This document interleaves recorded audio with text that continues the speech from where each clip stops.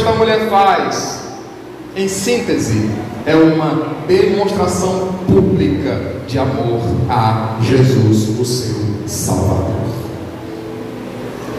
Não quero me deter sobre alguns detalhes periféricos. Quero apenas frisar para os irmãos que nesse momento Jesus está em seu ministério na Galileia. No auge do ministério, Jesus está crescendo, a sua fama está sendo divulgada. Milagres estão acontecendo, Jesus está desenvolvendo a todo vapor o seu ministério, ainda na província da Galileia. E eu quero pensar com os irmãos aqui algumas lições. Eu quero entrar nas lições e a gente vai terminar. Vou procurar ser breve. A primeira lição que a gente aprende nesse texto, nós lemos todo o texto, eu faço questão de ler todo o texto. A primeira lição, é claro que você na sua casa, ao meditar sobre o texto, você vai encontrar inúmeras lições. Eu não quero aqui ser pretensioso e tentar esgotar as lições, não, quero apenas trazer à tona algumas lições, mas você encontra muitas lições. A primeira é que Jesus sempre vai onde é convidado. O homem que o convida para um jantar é o fariseu, está aí no versículo 36. E rogou-lhe um dos fariseus que comesse com ele. E entrando em casa do fariseu, essa expressão, e entrando em casa do fariseu, certifica que Jesus aceitou o convite e foi. E assentou-se à mesa, tomou lugar à mesa. No original do Novo Testamento, no grego, essa palavra que aqui é traduzida para nós, na versão de Almeida, como rogou, também significa implorar, suplicar.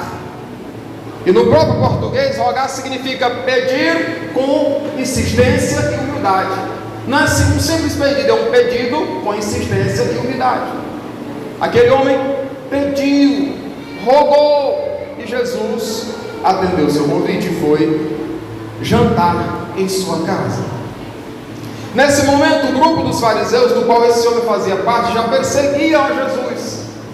Queriam tirá-lo de tempo, queriam levá-lo ou conduzi-lo à morte. Mas esse fariseu, ele convida Jesus para almoçar em sua casa. A maioria dos intérpretes, dos teólogos, dos biblicistas, acreditam que esse homem queria apenas se dar bem, queria apenas pegar carona na fama de Jesus, no status de Jesus, porque alguns líderes, já naquela época, era assim. Então parece que esse homem convida Jesus para a sua casa não com o intuito realmente de honrar a Jesus ou de prestigiar a Jesus, mas parece, que estava pensando em si mesmo. As pessoas iriam olhar e dizer: olha, Jesus foi jantar na casa dele, Jesus entrou na casa dele. Mas Jesus aceitou o convite e esteve ali. Todos os lugares onde Jesus vai e está, sempre acontece alguma coisa, sempre acontece milagres. Com base nos evangelhos, nós afirmamos que onde Jesus esteve, aconteceu cura. Por exemplo, na casa de Pedro, Jesus curou a sua sogra que estava acamada com uma febre. Jesus restaurou a vida da filha de Jairo quando esteve em sua casa. Jesus mudou completamente a vida de Zaqueu quando teve encontro com ele e esteve em sua casa. Onde Jesus está também é o aprendizado da sua palavra, a palavra por excelência, a única que é capaz de nos conduzir à vida eterna, como aconteceu na casa de Lázaro, Maria e Lázaro. Quando Jesus, em um dos momentos, está naquela casa e uma das irmãs de Lázaro se ocupa mais com os serviços, mas a outra diz o texto que dava-se aos seus pés e ouvia-lhe a palavra. Onde Jesus está, há milagres e há até mesmo transformação de matéria física, como por exemplo quando Jesus esteve em um casamento, em a festa de casamento em Caná da Galileia, ele transformou a água em vinho. Logo, uma aplicação para nós nesse momento é que Jesus está aqui. Com certeza Jesus está aqui. Já foi dito que onde estiver 2 ou 3, lembrando a promessa de Jesus, Ele estará entre eles. Eu tenho certeza que os nossos irmãos e irmãs oraram e disseram: Jesus, manifesta-te ali, esteja presente no culto. E Jesus está aqui. E se Ele está aqui, como de fato Ele está, então nesta noite é lugar e momento de realização de milagres da parte de Deus. Alguém vai sair daqui curado, alguém vai sair daqui restaurado, alguém vai sair daqui com bênção, com milagre, alegre, transformado, renovado, porque Jesus está presente na casa. E se nós temos e mantermos o convite firme: Jesus, venha estar na minha vida, venha estar na minha família, na minha casa, no meu trabalho, nos meus negócios, Jesus vai continuar presente, e onde Jesus está presente, o sucesso é garantido. A festa de casamento em Caná só não foi uma grande decepção para aqueles nubentes e para aquelas famílias, porque Jesus fora convidado. Muita coisa tende a dar errado, mas quando convidamos Jesus, o negócio dá certo. Jesus vai onde é convidado. E na realidade, até quando as pessoas desprezam a Ele, ou igrejas ou congregações desprezam a Ele, Ele ainda continua por um tempo insistindo, como disse palavras dirigidas à igreja de Laodiceia, lá em Apocalipse capítulo 3, 20: eis que estou à porta e bato. Se alguém ouvir a minha voz e abrir a porta, entrarei em sua casa, cearei com ele e ele comigo. Mesmo que uma igreja, um grupo, uma denominação rejeite a Jesus, Ele continua batendo, e aquele que individualmente abrir a porta da sua casa, do seu coração, Jesus entra e ceia e tem intimidade e comunhão com Ele. Jesus vai, sempre Ele vai onde é convidado, e age, e se manifesta, e ensina, e transforma, e cura, e salva, e liberta. Nós estamos no lugar certo nessa noite. Nós já sentimos a presença dele aqui. Quando os irmãos cantavam, quando a irmã Daiane ministrava aqui no louvor, eu pensava ali: meu Deus, realmente, lembrando aqui das palavras de Davi, não existe outro lugar melhor. Glória a Deus. A segunda lição que aprendemos com o texto é que precisamos aproveitar as oportunidades para honrar e adorar a Jesus.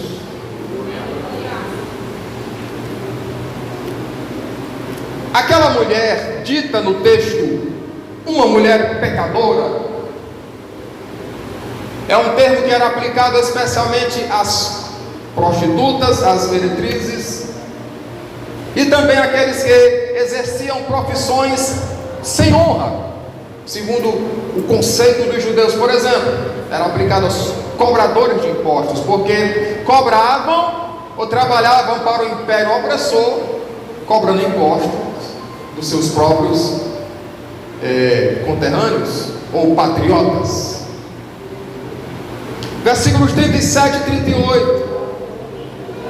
Aquela mulher, em seu culto particular, em sua adoração particular, ela nos ensina alguma coisa, ou algumas coisas. Primeiro, ela ensina-nos sobre a consciência da presença de Jesus. O versículo 37 diz: sabendo, a mulher, sabendo que ele, Jesus, estava à mesa em casa do fariseu. Aquela mulher foi até a casa do fariseu não por causa da comida, não por causa do banquete, não por causa do evento, não por causa de algumas pessoas ilustres que estavam ali. Na realidade, ela nem era bem-vinda ali, mas ela foi ali porque ela sabia, tomou conhecimento de que ele, quem Jesus, estaria ali presente. Consciência da presença de Jesus. Você veio aqui nessa noite por causa de Jesus. Não por causa de aula de bem ou para colocar conversa em dia, ou simplesmente para manter comunhão com o irmão. Isso é bom, isso é precioso, mas você veio aqui nessa noite por causa dele, porque ele está presente aqui nessa noite, e precisamos manter essa consciência de que ele está presente nesse ambiente. Jesus está aqui, ela foi por causa dele. Precisamos estar em um lugar por saber que Jesus está ali. Nada valerá o nosso esforço se Jesus não estiver no ambiente, porque o que importa para o verdadeiro crente é a presença de Jesus. Aquela mulher vai até o evento, mesmo sem ser bem vista ali, mesmo sem ser aceita ali, mas ela vai, porque ela sabe que alguém muito importante, na realidade a pessoa mais importante para ela naquele momento, estaria presente ali. Jesus, o Filho de Deus, o Salvador. A segunda coisa que aquela mulher nos ensina em seu culto ou devoção particular é a respeito da consciência, da honra a Jesus. O versículo 37 diz: e levou um vaso de alabastro com unguento. Parece que ela lembrava daquela verdade que o próprio Deus disse ao povo de Israel no Antigo Testamento: ninguém aparecerá perante mim de mãos vazias. Tem que trazer para o culto a Deus alguma coisa, alguma oferta. E oferta não é somente dinheiro, oferta é tudo aquilo que você dá ou oferece a alguém, inclusive a vida, o tempo, os talentos, os dons. Então, se você trouxe alguma coisa para ofertar a Deus nessa noite, eu sei que trouxe, entregue a Ele, porque é o nome. Alguém trouxe aleluia, alguém trouxe glória a Deus, alguém trouxe lágrimas, alguém trouxe pranto, alguém trouxe um suspiro, alguém trouxe a própria vida, a própria alma, a própria mente para derramar diante dele. Então você está no lugar certo, no momento certo, porque Jesus está aqui atento para receber a tua oferta nessa noite. Aquela mulher sabia que não poderia chegar ali de mãos vazias, tenho que levar alguma coisa para ele. Deve ser uma preocupação nossa, irmãos, de vir à adoração e trazer algo para Deus, não somente pretender receber, mas oferecer a Ele alguma coisa.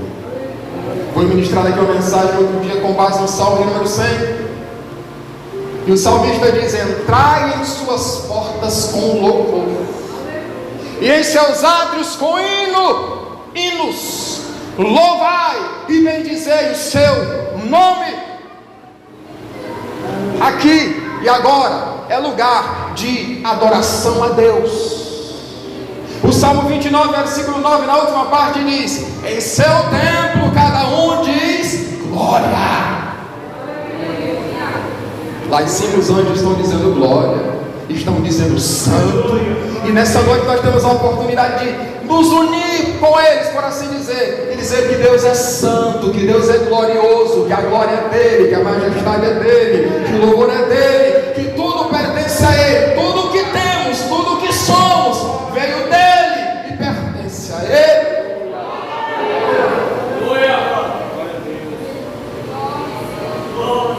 O seu perfume nessa noite pode ser isso, essa oferta que você tem para dar. A terceira coisa que a mulher na sua adoração particular, no seu culto particular diante de Jesus nos ensina, é a despretensão de estrelismo. O texto diz no versículo 38 que ela estava por detrás e aos seus pés. Ela não queria aparecer, ela não queria se mostrar. Tem gente que só participa de um evento ou só aceita se tiver que se mostrar, se for para aparecer, se for para ser o centro das atenções. Na realidade aquela mulher acabou sendo, mas ela não pretendia. Ela estava por trás de Jesus e aos pés dele. O lugar mais alto que o crente pode alcançar é aos pés de Jesus. Não queira ser grande, não queira ser estrela, não queira achar que tudo depende de você, que tudo gira em torno de você, que se você cantar não vai dar certo, que se você não pregar não vai dar certo, que se você não estiver à frente do evento ou do departamento não irá dar certo. Não se engane. Aqui só um brilha: Jesus. Aqui só um merece a glória: Jesus. Aqui só um merece o louvor: Jesus. Aquela mulher está por trás e aos pés. Uma quarta coisa, consciência de humildade e humilhação. Versículo 38. Ela chora, e o seu choro se derrama a ponto de possibilitar ela lavar os pés de Jesus. Então pense aí como era esse choro: humildade, humilhação. Está todo mundo ali, muita gente querendo comer, muita gente querendo ver como é que Jesus vai agir, outros até intencionando pegar Jesus, flagrar Jesus num delito, mas a mulher está lá chorando aos pés dele, beijando os seus pés, derramando perfume, porque em uma reunião como essa, enquanto muita gente ou alguns estão distraídos com muita coisa, tem gente que está beijando os pés dele, tem gente que está lavando os seus pés, ofertando a ele. Tem gente distraída, mas tem gente que está adorando. Tem gente que ainda não sentiu nada, que eu não quero criticar, mas tem gente que está sentindo, porque ele está presente. E a quinta coisa que aquela mulher ensina é a adoração, porque o beijo nos pés também era sinal de adoração. Aquela mulher adora a Jesus. Alguns intérpretes acreditam que o óleo, o propósito dela com o unguento, o perfume, era colocar na cabeça de Jesus, porque esse era o costume.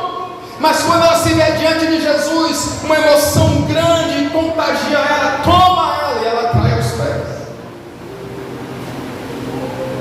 Precisamos ser tomados por essa emoção de estar na presença de Jesus.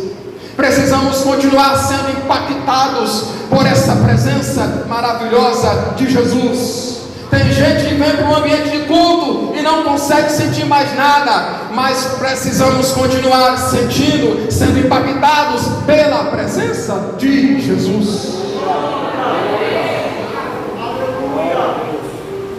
Então a segunda lição é que precisamos aproveitar as oportunidades para honrar e adorar a Jesus. Uma terceira lição é que há ou existem pessoas que fazem mau juízo de outras, mas só Deus as conhece perfeitamente. Só Deus as conhece intimamente. Versículo 39. Quando aquela mulher tem aquela ação, entra naquele lugar, naquele ambiente, sem ser convidada, aos pés de Jesus ali, chora e lava os seus pés, enxuga com os seus cabelos. E não era costume de uma mulher soltar os cabelos, nem muito menos tocar em um homem, em público. Mas aquela mulher age como, entre aspas, uma loucura, faz uma loucura, entre aspas. Ela chora, molha os pés de Jesus, enxuga ele com seus cabelos, beija, porque Jesus mais à frente afirma que desde a hora que ela havia entrado, não havia cessado de beijar os seus pés. E colocava o perfume. Versículo 39. Quando isso viu o fariseu que eu tinha convidado, falava consigo, só na mente, dizendo: se este for o profeta, bem saberia quem e qual é a mulher que ele tocou, pois é uma pecadora. Há pessoas que ajudam outras, mas só Deus as conhece perfeitamente. Lucas, ao escrever, chama aquela mulher de uma pecadora, versículo 36. Aqui no versículo 39, o próprio Simão, em sua mente, atribui àquela mulher essa nomenclatura: mulher pecadora. Mas Jesus chama ela de mulher, e afirma para ela: os teus muitos pecados te são perdoados. Não é verdade que aquela mulher era uma pecadora.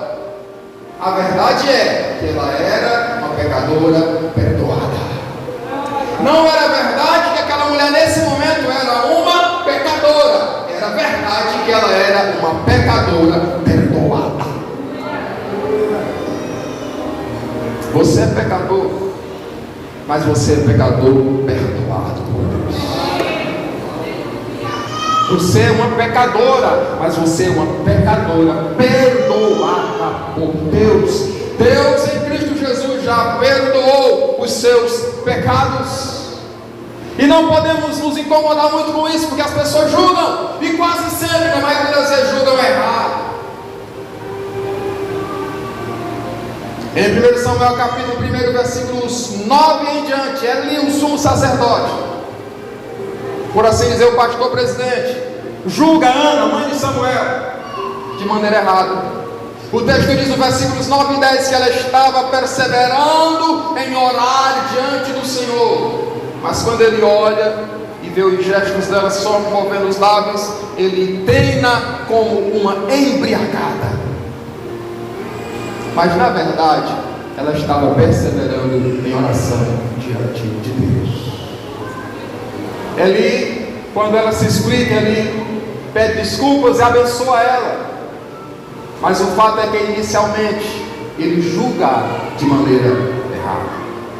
Quando Davi, em 2 Samuel capítulo 6, versículos 16 em diante, entra em Jerusalém com uma arca, ele pula, dança, o texto bíblico até usa o termo baile, lava.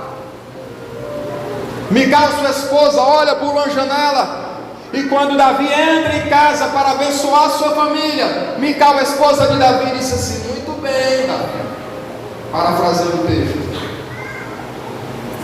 você se comportou aí diante das moças como um vadio. E o termo vadio está lá. E Davi diz: não, você está equivocada. O que eu fiz foi para o Senhor. Mical não teve filhos. E alguns julgam e fazem ligação de uma coisa com outra. Provavelmente ela foi punida por Deus por isso.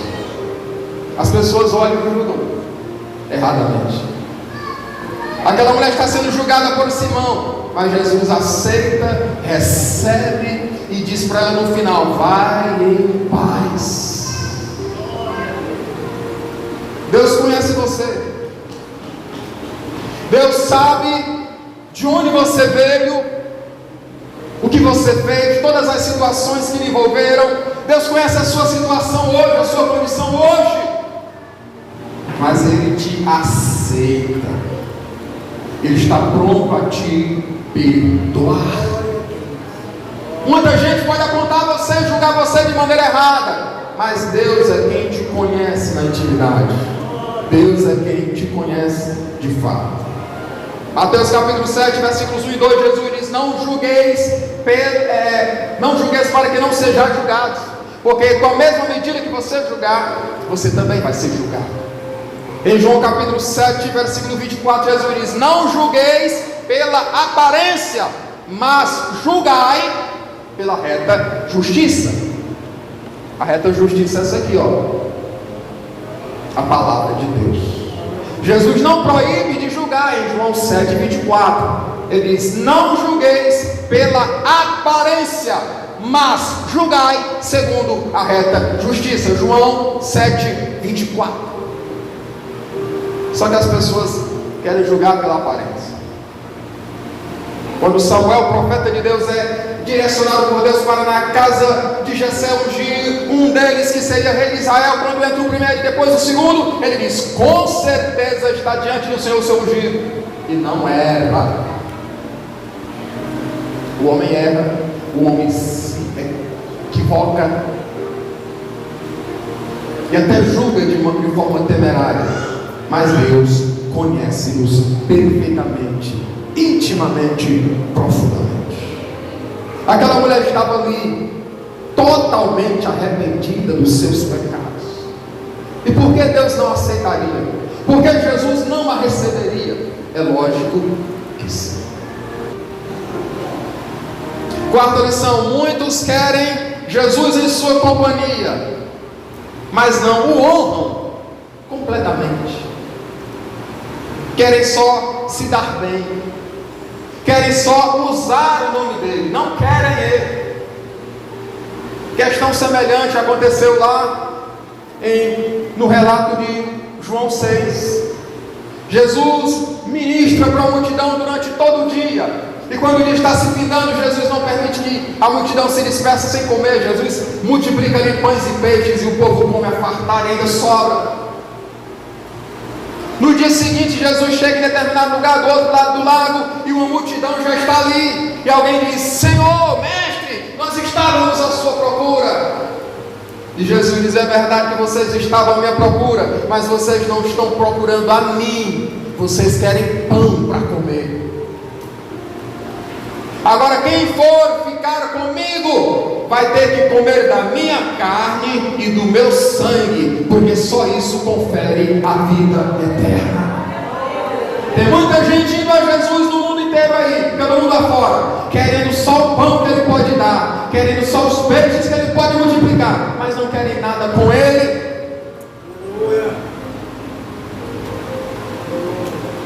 Muitos querem Jesus em sua companhia, mas não o honram completamente. Versículos 44 a 46. Jesus é recebido na casa de Simão, e ele dá a Jesus apenas as cortesias mínimas. Nem aquilo que era oferecido a um hóspede considerado de honra: a água para lavar os pés, tirar a poeira do caminho, um beijo de saudação na mão ou na testa, na cabeça, e óleo para ungir. Jesus entra na casa de Simão, toma assento à mesa, com os pés sujos da estrada. O evento começa, e Simão não faz isso. Mas a mulher entra e faz tudo aquilo que Simão deveria fazer e não fez. Muitas pessoas querem a companhia de Jesus, mas não o honram completamente, perfeitamente, como ele é digno. E aí, quando Simão julga aquela mulher, Jesus conta a parábola do credor que tem 2 devedores. Um deve 10 vezes mais que o outro. Em valores de hoje seria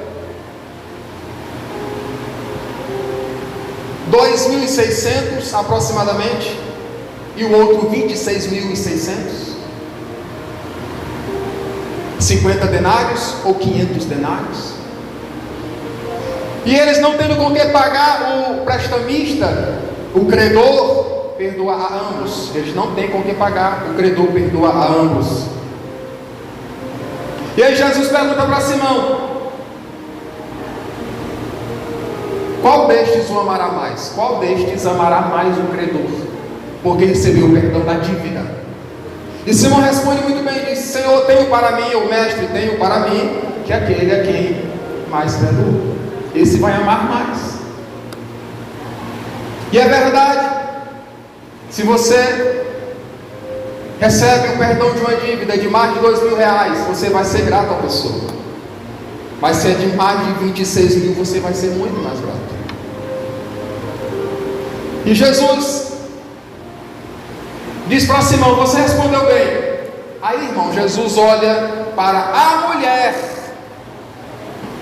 não para Simão. Jesus olha para a mulher e diz: Simão, você está vendo essa mulher? Eu entrei na sua casa e você não me deu água para lavar os pés, mas ela lavou os meus pés com as suas lágrimas. O que você deveria fazer, Simão, você não fez, mas ela está fazendo aquilo que você deveria ter feito. Ela está tomando o seu lugar, ela está passando à sua frente, ela está tendo excelência, você está sendo reprovado. Entrei em sua casa e você não me deu o ósculo, beijo de saudação, mas esta desde que entrou, não tem cessado de me beijar os pés. Você não me deu, não me ungiu, mas esta tem ungido-me com perfume, com bálsamo. Simão queria a companhia de Jesus, mas não estava disposto a dar-lhes as honras necessárias, devidas e dignas. Ele queria só se dar bem. Como tem muita gente que se aproxima de Jesus apenas no intuito de se dar bem. E aí Jesus diz: olha, por causa disso que ela tem feito, eu afirmo a você que todos os pecados dela, ou os seus muitos pecados, Jesus não admitiu em momento algum que a mulher não era pecadora.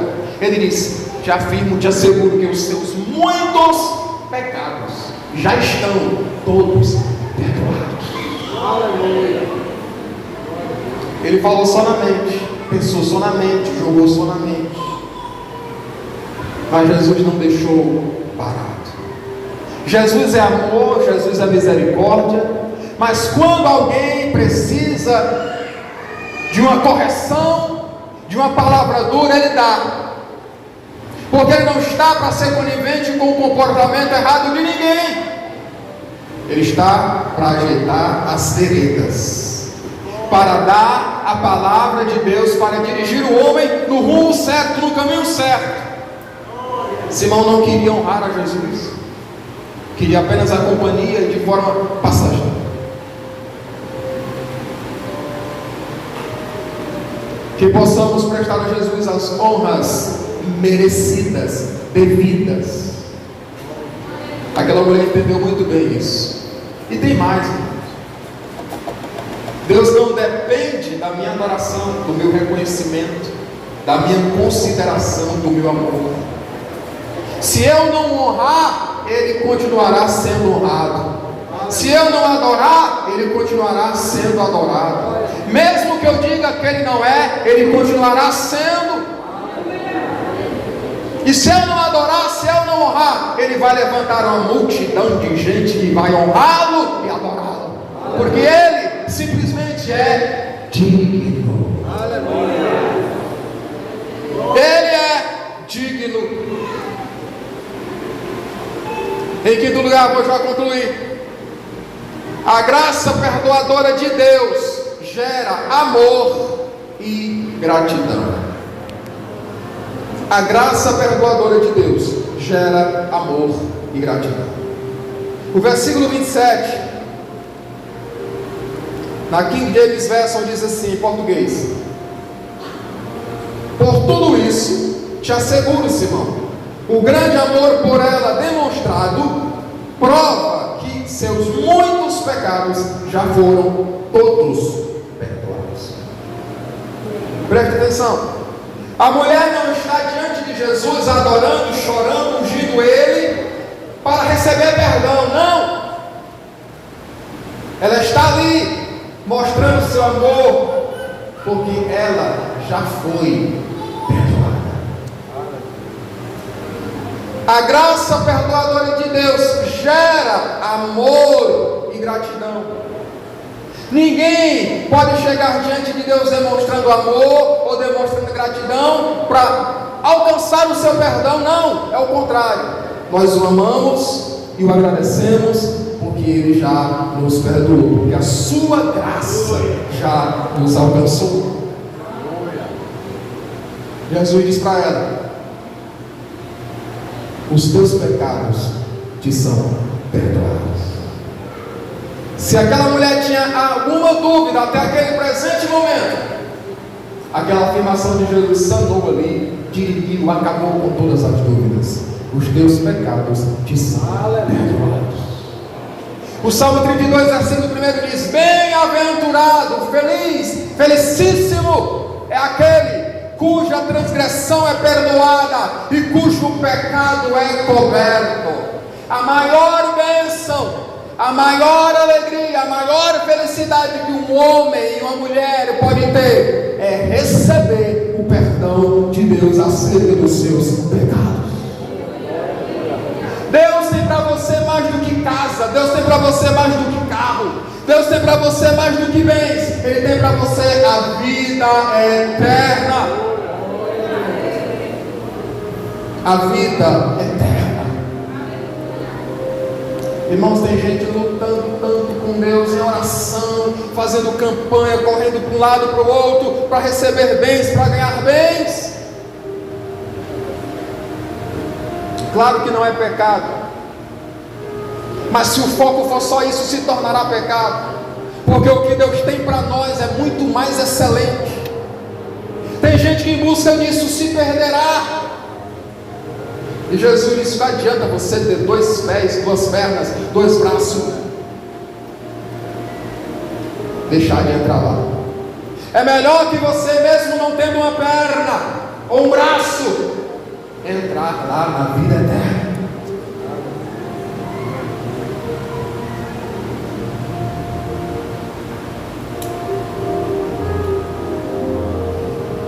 O mais excelente é receber o perdão de Deus e ter a certeza de que estaremos na eternidade com Ele. Se você puder, fique de pé em nome de Jesus.